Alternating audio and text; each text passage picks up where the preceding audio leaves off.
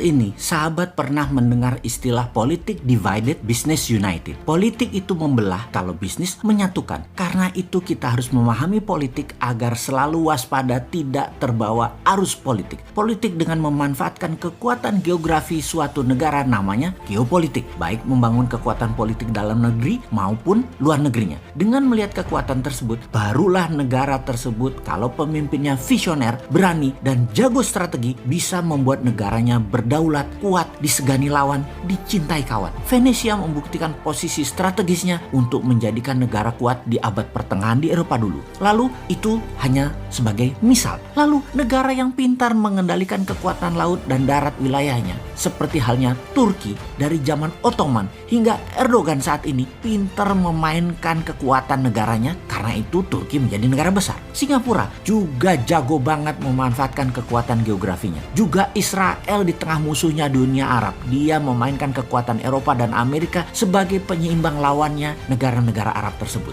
Banyak daerah strategi seperti Panama, Mesir, Taiwan, Hong Kong memainkan cantik wilayahnya. Namun banyak juga yang tidak pandai. Salah satunya adalah negara-negara Arab. Lokasinya strategis, sumber daya alam minyak dan gas strategis. Tetapi negara Arab tidak bisa menjadi negara superpower. Makmur iya, superpower atau negara besar, big country, tidak bisa, atau dibacanya tidak boleh. Jadi yang membuat tidak boleh adalah negara besar dan negara superpower. Mereka rule the world saat ini. Karena itu dalam kacamata pertahanan negara, negara besar punya nation interest, punya tujuan bernegara terhadap negara lain. Dan kita harusnya membaca dengan teliti, karena nation interest negara lain menjadi nation threat, negara lemah. Menjadi ancaman kedaulatan negara lemah, nation interest negara besar lainnya. Kita bahas ini sejak lama. Kita kembali lagi agar paham bagaimana cara bernegara agar menjadi negara berdaulat. Agar Indonesia tidak goblok-goblok amat seperti negara-negara yang tidak berdaulat lainnya. Kita ini harusnya lebih besar dari Turki,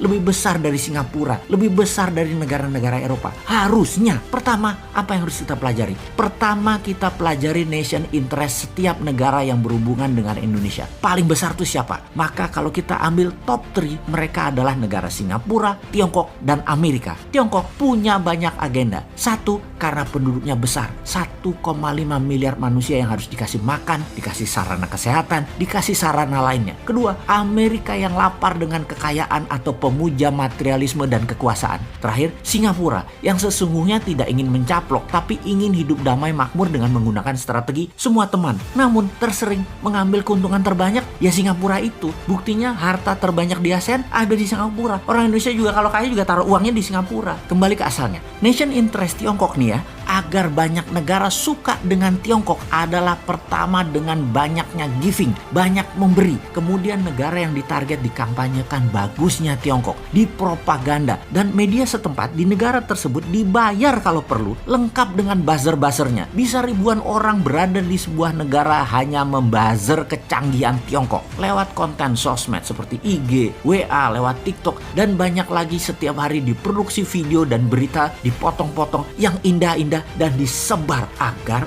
negara tersebut terpesona dengan Tiongkok. Jangan tanya media mainstream, digarap sejak lama. Film Hong Kong, film-film dinasti Tiongkok lama sudah diedarkan dan digencarkan, bahkan masuk ke Hollywood. Sejarah tulisan tentang Tiongkok digarap rapi. Itulah Kementerian Propaganda yang pegang dari Tiongkok. Semua informasi tersebut diorkestra dengan baik. Setelah media, apalagi yang digarap? Yang digarap adalah kebijakan-kebijakan bernegara, parlemen, dan partai-partai negara yang akan ditarget. Digarap setidaknya individunya. Orang mereka dalam tanda petik payroll, digaji, diopeni, diurusi, dimakmurkan dalam bahasa sederhananya. Namun bagi mereka yang tidak paham idealisme bernegara, semua itu seperti business as usual, kayak lagi bisnis biasa aja. Padahal mereka ini diarahkan untuk memuja Tiongkok, tetapi di kepala mereka ini bisnis kok gitu ya.